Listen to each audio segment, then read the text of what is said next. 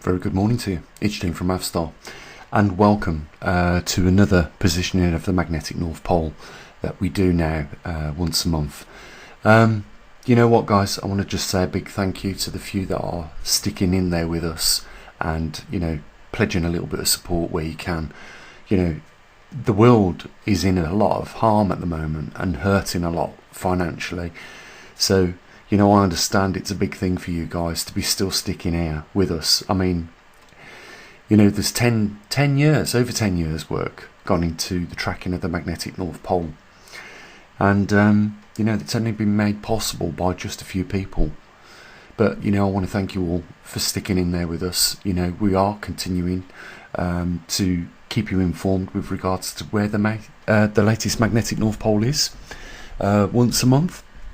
And you know, you've only got to look at other YouTubers. You know, I'm just like you guys. You know, I subscribe to other YouTube channels, and those that rely on, you know, a few donations here and there, you can tell it in their voices that they're struggling. You know, this is a global problem. I don't think we're halfway through it yet. I think it's going to get much worse than this as time goes on. You know, so we're going to continue to deliver the service we do in some normal sort of fashion for you, and you know, the sooner all this clears up, the better for all of us. I'm sure you'll agree with me on that, and hope that is sooner rather than later. Okay, latest magnetic North Pole position. Well, having a look at the data today, and just recapping on what we'd said before, we've noticed that the daily rotation distance has expanded, and it can range from, you know, when you look on our TriMag data on poleshiftnews.com, it can range from 9 now to 14. I believe today is the first time we have ever surpassed 14. So the range of the daily rotation of the magnetic North Pole, as the Earth has a little one cycle, it wobbles a little bit, so the pole will create a circle over the region of where it is, but over you know, 30 days we can see that it's progressively moving towards the east. Now, I know I get accused of saying, oh, that's towards the west, but okay, we could get technical on this, and it doesn't really matter. We know it's tracking towards Russia, and that's the direction it's been travelling. But when I say we could get technical, we could say, hang on a minute, if the magnetic North Pole is actually a magnetic South Pole and you held your compass, then where would it be tracking? It'd be tracking west, of course. And the reason why I don't go into this too much is because it confuses people. What we're tracking is the northern hemisphere. Let's say that for argument's sake. And if we're talking in terms correctly with regards to poles, then the magnetic pole over the northern hemisphere is actually a south magnetic pole, not a north. And I know a lot of you guys already know that. So yes, sometimes I say it's tracking west, and sometimes I say it's tracking east, but let's just say in generality, you know, we know where it's going. It's heading forward towards central Russia, and it's done that at a slightly increased pace this month by 4.3 miles, as opposed to last month 4.1 ish.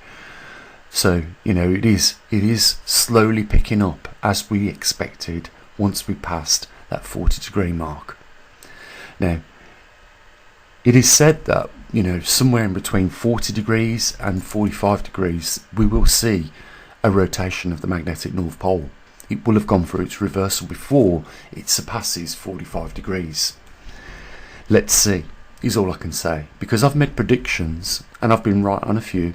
I said we was going to start seeing more activity once we started getting close to 40 degrees. I was absolutely right. You know, I've been backed up by some professors and universities around this world that has also came out and said that the Earth's core is starting to slow down, and it may reverse. Exactly what we would expect to see when the magnetosphere starts to weaken. Again, these stretching of these circular movements that the magnetic North Pole is doing now are increasing. Again, another sign of things getting weaker. And that's the same with our magnetosphere. which is estimated to be around about 20 to 25% less strong as what it should be.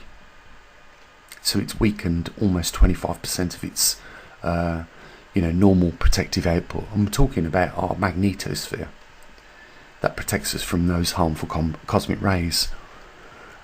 Now, if you look at the jet streams, just go over to Null School, have a look at the jet streams.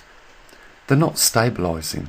Things are getting worse. We're seeing that dislocation from the polar jet streams to the subtropical, both over northern and southern hemispheres. And of course, as a result of that, we're going to get a lot of snow in the northern hemispheres, in the colder regions, being dumped in quantities that we've not seen before, and likewise towards the equatorial region in the subtropics, we're going to see a lot of water being dumped, causing floods.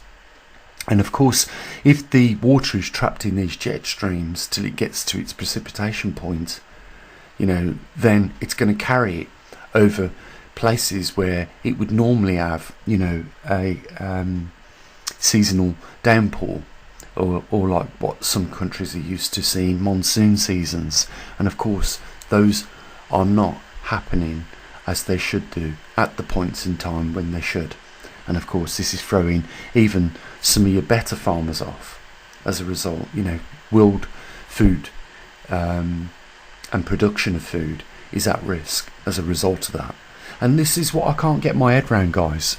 We've got the United Nations and the European Union following these green policies at a time of greater risk than ever to that food production. And that land that is obviously going offline, as we can all see, in different regions of the earth. Why would they do that? It's insane. Absolutely insane. So, the latitude and the longitude, if you're following it on your charts, guys, is, we'll start with the latitude, 81 degrees, 43 hours, 9 minutes, 42 seconds north, by 113 degrees, 47 hours, 35 minutes, 27 seconds east. So if you want to put your pin on your own Google Earth map, you can do so with those coordinates. I just want to now close these down so you can see we've done 4.32 miles this month, but I want to zoom out to give you an idea of the trajectory of what we've been moving in over this time period. You can see coming up on the screen the 45 degree mark, and if I just move the map down, you can see where this is heading.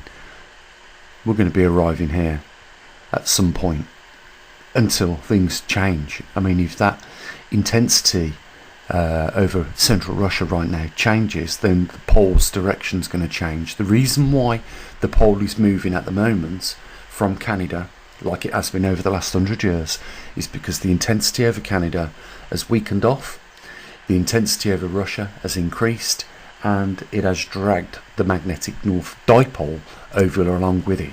But I will say this, is that if we only had one intensity over the northern hemisphere, the pole wouldn't be where it is now. It would be over the magnetic intensity, and that's why we have more than one magnetic north pole at the moment, a weakened one in Canada and one which is progressively getting stronger in Russia, and that's why the dipole is in between the two, but more so now going towards Russia. It's big changes for our planet, guys, and it doesn't get enough coverage as what it should do, because this will affect everything and everyone on our planet. Guys, that's the latest magnetic North Pole position. Link down there if you want to help support us. I sincerely hope you do, and let's hope that we all get out this financial burden that we're all in globally as soon as possible.